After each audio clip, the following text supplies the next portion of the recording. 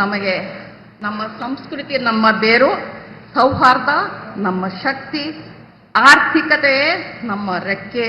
ವಿಶ್ವಕ್ಕೆ ಶೈಕ್ಷಣಿಕವಾಗಿ, ಆರ್ಥಿಕವಾಗಿ, ಔದ್ಯೋಗಿಕವಾಗಿ ಭಾರತದ ನೆಲೆಯಲ್ಲಿ ನಮ್ಮ ಯುವ ಶಕ್ತಿಯೊಂದಿಗೆ ಸೇರಿ ಮಾನವೀಯ ಮೌಲ್ಯಗಳ ಪ್ರೀತಿಯ ಹೊಸ ಸಮಾಜವನ್ನು ಕಟ್ಟೋಣ.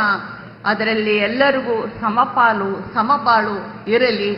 ನಮ್ಮ ಬಾಬಾ ಸಾಹೇಬ್ ಅಂಬೇಡ್ಕರ್ ಅವರ ಸಂವಿಧಾನದ ಒಂದು ಚಿಗುರು ನಮ್ಮ ಎದೆಯಲ್ಲಿ, ಚಿಗುರು ಒಡೆಯಲ್ಲಿ ಅನ್ನತಕ್ಕಂಥ ಮಾತನ್ನ ಹೇಳ್ತಾ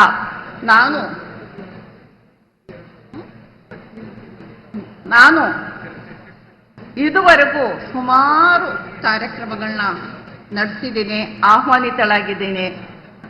ನಾನು 100 ಸಾರಿ ದೀಪಗಳನ್ನು ಬೆಳಗಿದ್ದೀನಿ. ನಾನು 100 ಸಾರಿ ಪುಷ್ಪಾರ್ಚನೆಯನ್ನು ಕೂಡ ಮಾಡಿದ್ದೀನಿ, ಮಂಗಳಾರತಿಯನ್ನು ಕೂಡ ಸ್ವೀಕರಿಸಿದ್ದೀನಿ. ನನಗೆ ಹೊಸದಲ್ಲ ಇದು. ಆದರೆ ಇದರ ಬಗ್ಗೆ ನಾಳೆ ಬಹುಶಃ ಒಂದು ಕನ್ನಡ ಪುಸ್ತಕದಿಂದ ಬುಕ್ಕರ್ ಬಾನು ಬದುಕು ಬರಹ ಅನ್ನತಕ್ಕಂಥ ಒಂದು ಪುಸ್ತಕ ಪ್ರಕಟ ಆಗ್ತಾ ಇದೆ.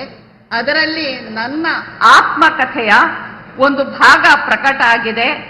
ನನ್ನ ಮತ್ತು ಈ ಹಿಂದೂ ಧರ್ಮದ ಸಂಬಂಧ, ಬಾಂಧವ್ಯ ಹೇಗೆ ಇದೆ ಅನ್ನೋದ್ರ ಬಗ್ಗೆ ಅದನ್ನು ನನ್ನ ಆತ್ಮಕಥೆಯಲ್ಲಿ ಬರೆದಿದ್ದೀನಿ. ಅದು ನಾಳೆ ಪ್ರಕಟ ಆಗ್ತಾ ಇದೆ. ಸಾಧ್ಯವಾದರೆ ಅದನ್ನು ದಯವಿಟ್ಟು ನೀವುಗಳು ನೋಡಿ ಅಂತ ಹೇಳಿ, ಎಷ್ಟೇ ರೀತಿಯ ಸವಾಲುಗಳು ಬಂದರೂ ಕೂಡ ದಿಟ್ಟವಾಗಿ ನಿಂತು ನನ್ನನ್ನು ಆಹ್ವಾನಿಸಿ ಈ ಕಾರ್ಯಕ್ರಮದಲ್ಲಿ ನಾನು ಭಾಗವಹಿಸುವುದಕ್ಕೆ ಕರ್ನಾಟಕ ಸರ್ಕಾರದ ಪರವಾಗಿ ನನಗೆ ಆಹ್ವಾನವನ್ನು ನೀಡಿ ನೈತಿಕವಾದಂತಹ ಒಂದು ಬೆಂಬಲವನ್ನು ಕೂಡ ನೀಡಿದಂತಹ ಸನ್ಮಾನ್ಯ ಮುಖ್ಯಮಂತ್ರಿಗಳಾದ ಶ್ರೀ ಸಿದ್ದರಾಮಯ್ಯನವರಿಗೆ ನಾನು ನನ್ನ ಕೃತಜ್ಞತೆಗಳನ್ನು ಸಲ್ಲಿಸಿ ನನ್ನ ಈ ಮಾತುಗಳನ್ನ ಮುಗಿಸ್ತೀನಿ.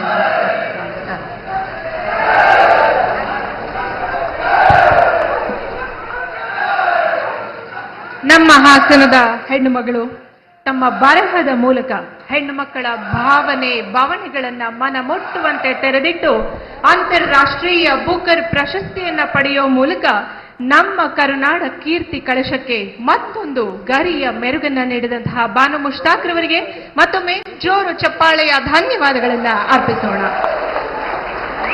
ಕಾರ್ಯಕ್ರಮವನ್ನು ಮುಂದುವರಿಸೋಣ. ಕ್ಷಣ ಕ್ಷಣದ ಸುದ್ದಿಗಳಿಗಾಗಿ ಫ್ರೀಡಂ ಟಿವಿ ಸಬ್ಸ್ಕ್ರೈಬ್ ಮಾಡಿ, ಲೈಕ್ ಮಾಡಿ ಹಾಗೂ ಫಾಲೋ ಮಾಡಿ. ಹೊಸ ಸುದ್ದಿಗಳ ನೋಟಿಫಿಕೇಶನ್ಗಾಗಿ ಬೆಲ್ ಐಕಾನ್ ಮೇಲೆ ಕ್ಲಿಕ್ ಮಾಡಿ.